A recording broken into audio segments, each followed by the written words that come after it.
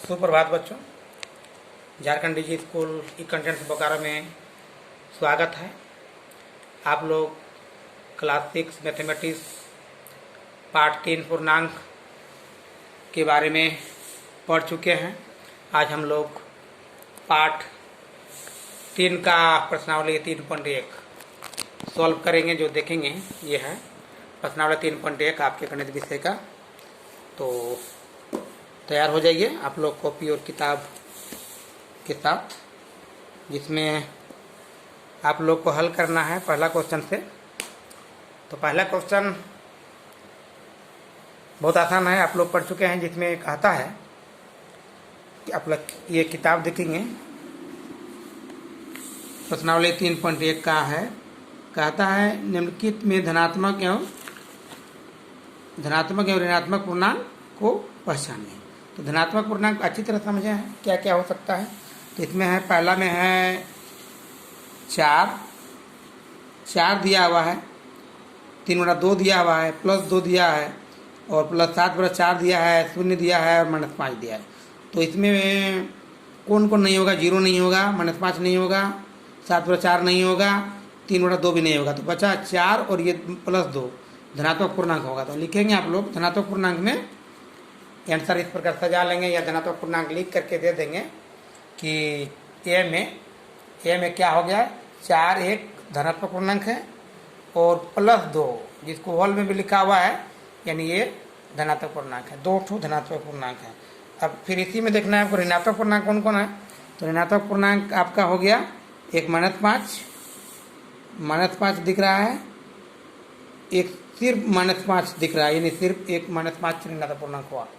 लिखेंगे ऋणात्मक पूर्णांक मतलब यहाँ दिया है ऋणात्मक पूर्णांक बराबर -5। बी क्वेश्चन में जाएंगे, किताब में देखेंगे आप लोग। बी क्वेश्चन है, बी क्वेश्चन में दिया हुआ है ये -11 ऋणात्मक पूर्णांक में लिखेंगे, 51 धनात्मक पूर्णांक, उसके बाद 4 दशमलव तो नहीं होगा पूर्णांक, 5/6 भी पूर्णांक नहीं होगा, -7 होगा ऋणात्मक और ये /5 तो होगा ही नहीं पूर्णांक।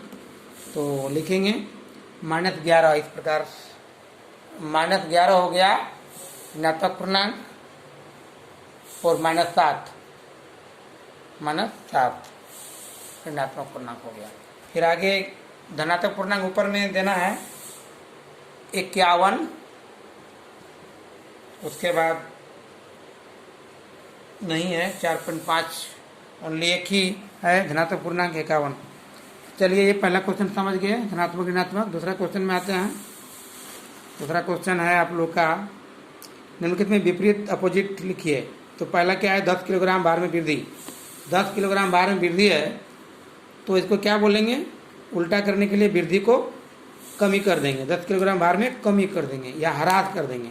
तो इस प्रकार लिखेंगे आंसर में, जैसे बनाएंगे पहला में 10 किलोग्राम भार में कमी लिख देंगे, यहाँ पर आप कमी कर देंगे मतलब पूरा सेंटेंस लिख के। फिर दूसरा में बोलता है कि पश्चिम की ओर जाना। तो क्या लिखेंगे, इसको पश्चिम को पूरब बना देंगे, इस प्रकार पूरब बना देंगे, ये पूरब की ओर जाना कर देंगे तो आंसर हो जाएगा। फिर आगे क्या है, तीसरा में है -80। तो -80 को क्या लिखेंगे, +80 लिख देंगे, +80 लिख देंगे तो आंसर हो जाएगा। फिर आगे डी नंबर सवाल है, समुद्र तल से 100 मीटर ऊपर। तो इस समुद्र तल से 100 मीटर ऊपर को क्या करेंगे, नीचे कर देंगे, ऊपर के जगह पर इसको नीचे कर देंगे। समुद्र तल से यहाँ लिखा हुआ जैसे समुद्र तल से 100 मीटर ऊपर को क्या करेंगे, नीचे कर देंगे, यानी नीचे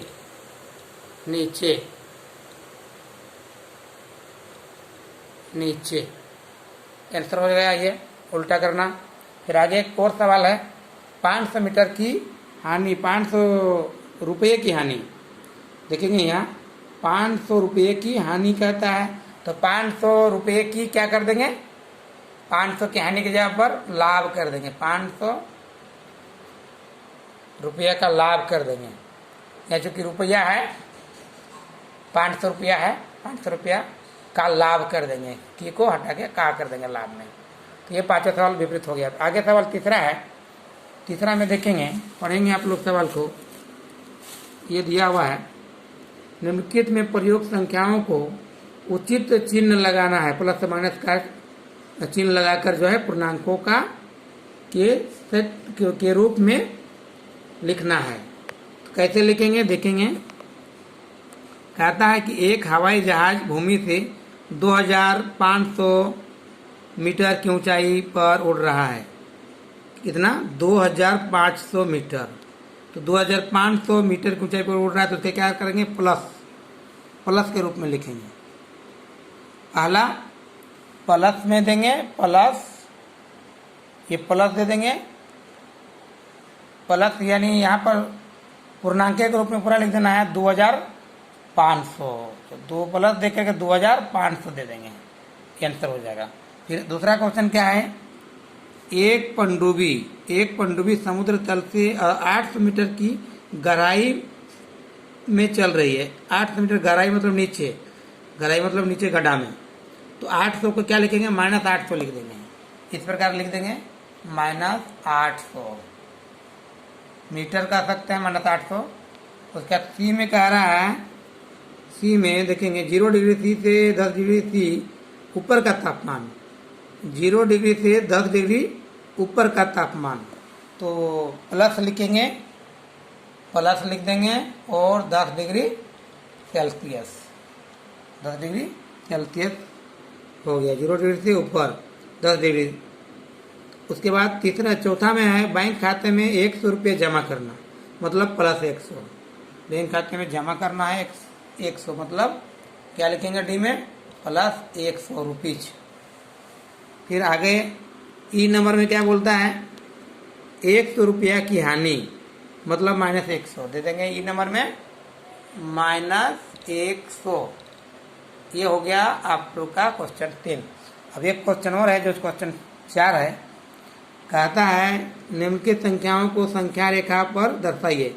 तो +8 पहला में है, पहला में क्या है? +8 जैसे है। तो इसको जो है हम संख्या रेखा कैसे बनाएंगे?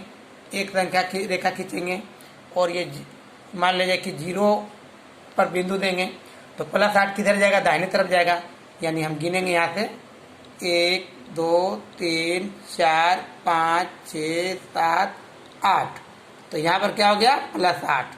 ये दिख गया। इसके आगे भी कर सकते हैं, यहाँ पर हो गया +8। तो इसको आप दिखा सकते हैं कि यहाँ पर ये जो बिंदु है घेर भी सकते हैं या फिर यहाँ अंडरलाइन कर सकते हैं। इस तरह करके मान लिया जाए, यहाँ से गिन लेंगे, ये 0 हो गया, 0 सीधा में लिख दिया, 1 2 3 4 5 6 7 8। तो यहाँ पर 8 + 8 हो गया। ये दिखा सकते हैं लंबा करके थोड़ा सा, ये 8। चलिए इसी प्रकार के आप दिखा सकते हैं। दूसरा क्वेश्चन है -6। तो -6 बी नंबर में है। तो -6 दिखा दीजिए। इसके लिए फिर आपको लाइन खींचना है, संख्या रेखा इस तरह के से रेखा हो गया। तो इसमें 0 दिए हैं, मान लीजिए कितना है? यहाँ -6 है। तो -6 मान लीजिए कि 0 यहाँ पर है, 0 यहाँ पर है। तो माइनस बाईं तरफ जाएंगे, तो यानी 1 2 3 4 5 6, यहाँ पर -6 हो गया। ये दर्शा दिए, ये हो गया -6। इस प्रकार की में आगे क्वेश्चन है, मान लीजिए जैसे इस प्रकार है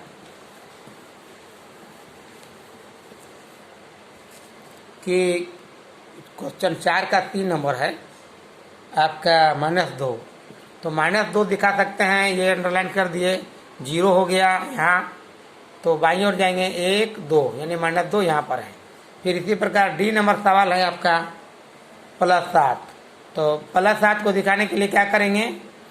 ये लाइन खींचेंगे और 0 हो गया, तो 0 से बाद आने हो जाएंगे, 1 2 3 4 5 6 7, +7 हो गया।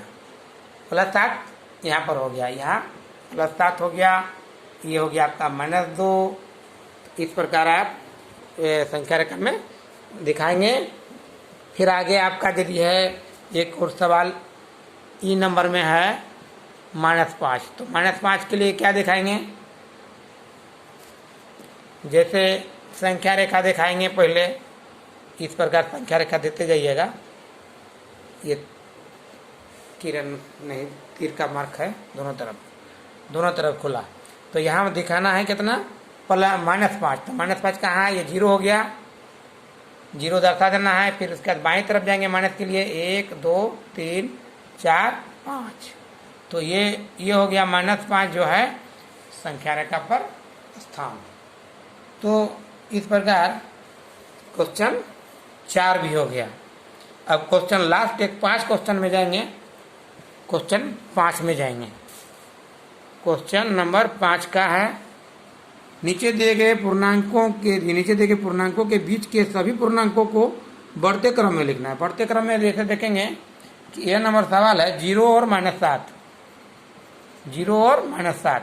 तो 0 और -7 में बढ़ते क्रम में तो सबसे छोटा संख्या इसके बीच का है। तो इसके बीच का हम क्या क्या ले सकते हैं, जैसे ये सवाल है कि 0 और -7 के बीच में क्या क्या संख्या ले सकते हैं। तो सबसे छोटा संख्या क्या होगा, माइनस वाला हम जाएंगे तो -6 छोटा हो गया। फिर इससे आगे जाएंगे, बढ़ा जाएंगे तो -5 होगा, -4 होगा, -3 होगा, -2 होगा, -1 होगा, उसका 0 होगा। 0 क्योंकि 0 और -7 के बीच आना चाहिए, इसलिए ये सब सारे संख्याएं 0 और -7 के बीच बढ़ते क्रम में दिखा हुआ है, दिखता है। ये -1 सबसे बड़ा हो गया और -6 सबसे छोटा हो गया। इसी प्रकार भी क्वेश्चन मान लीजिए कि है -3 और 3 के बीच, -3 और 3 के बीच क्या होगा। तो ये इसमें सबसे बड़ा संख्या जो होगा वो सबसे बाद में होगा, बढ़ते क्रम में रखना है। तो देखेंगे सबसे छोटा संख्या क्या होगा, -2 होगा, -3 से ठीक बड़ा होगा। तो -2 लेंगे, किसके बीच है, -2 आ गया, फिर -1 आ गया, 0 आ गया, फिर 1 तब 2। तो ये हो गया -3 और 3 के बीच, -3 और 3 के बीच। 3 मतलब 3 से छोटा आएगा और -3 का मतलब हो गया -2 से छोटा होगा। तो -2 से आगे जाएंगे, समझ गए। इस प्रकार आगे और भी 2 को सवाल है जो देखेंगे, बता रहे हैं। क्वेश्चन 3 नंबर में है 5 का C नंबर देखेंगे। 5 का C में कहता है -5 और 0 के बीच, इसको अच्छी तरह समझ लें। -5 और 0 के बीच क्या क्या होगा। तो सबसे -5 और 0 में सबसे छोटा को पहले लेंगे, उसके बीच जो होगा। तो -5 और 0 के बीच में -4 होगा, फिर -3 होगा, -2 होगा, -1 होगा और उसके बाद 0 आएगा। तो इसको संख्या रेखा में भी दर्शा सकते हैं कि 0 जैसे यहाँ पर है और -5 यदि यहाँ पर है तो इसके बीच क्या क्या होगा, -4, -3, -2, -1, 0 होगा। तो ये चारों संख्याएं जो होगी यहाँ आंसर में जाएगा। और बढ़ते क्रम में जाएंगे तो दाहिने तरफ बढ़ते क्रम में जाएंगे, ये C नंबर हो गया। उसका D नंबर क्या है, -8 और -15, -8 और -15। तो इसके लिए भी संख्या रेखा दर्शा सकते हैं, दिखाने के लिए, समझने के लिए कि -8 कहाँ पर है। मान लीजिए कि -15 यहाँ पर है, तो -8 दाहिने तरफ होगा, क्योंकि बड़ा है, -8 दाहिने तरफ होगा। तो इसके बीच में जो संख्याएं होगी, जैसे से क्या होगा, -14, -13, -12, -11, -10, -9, इस तरह ये सारे संख्याएं हो गए बीच में। तो क्या क्या संख्याएं हुए, बढ़ते क्रम में देना है, बाएं तरफ से लिखना है -14, -13, -12, -11 होगा, फिर -10, देखेंगे, फिर से लिखते हैं। चलिए, ये हो गया बीच में क्या, -14, -13, -12, -11, -10, फिर -9। ये सारे संख्याएं हो गए